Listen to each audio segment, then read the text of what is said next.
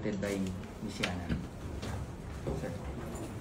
Ako po si Aliana Marie A. Aguinaldo o mas kilala na Yana Motovlog na nasangkot sa isang insidente sa probinsya ng Zambales at kinasangkutan ng isang driver po ng pick-up na sasakyan.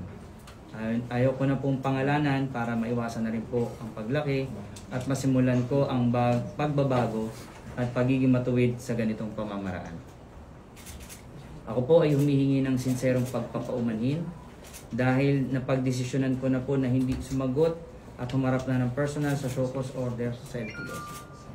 Ano man po ang maging desisyon patungkol sa aking maling nagawa ay lubos ko pong gagalangin at mapagkumbabang tatanggapin ang anumang kaparusahan na maaaring ipataw sa akin ng inyong ahensya.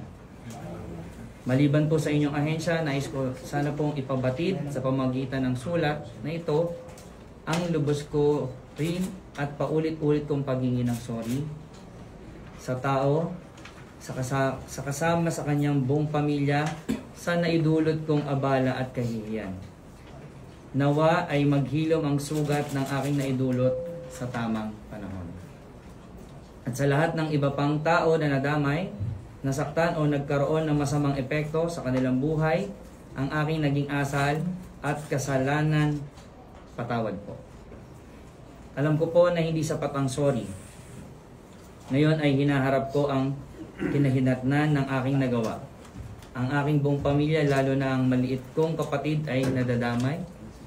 Samot-sari, kaliwat kanan ang mga insulto, negatibong komento at pagbabanta sa seguridad ng aking pamilya. Ako lang may pagkakamali pero kasama at nadamay sila sa pagdurusa na nagawa ko.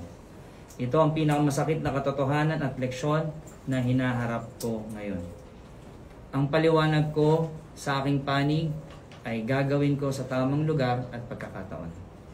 Ito po ay para hindi na humingi ng simpatya, kundi magsilbing aral sa iba pang maaaring masadlak sa ganitong sitwasyon. Nawa ay hindi na maulit pa at gayahin ang aking maling nagawa dahil mabigat sa pakiramdam, mahirap bumangon at nakakadurog ng pagkatao ang ganitong kasalanan sa iba. Kaya ngayon, ang simula ng pagbabago at pagbawi ko sa aking sarili sa loob ng aking tahanan kasama ng aking buong pamilya. Muli, lubos pong paghingi ng paumanhin ng aking batid at pasasalamat sa anumang konsiderasyon at pag-unawa ng inyong maaaring maibahagi sa akin. Kumagalang, Aliana Mariana A. Aguinaldo.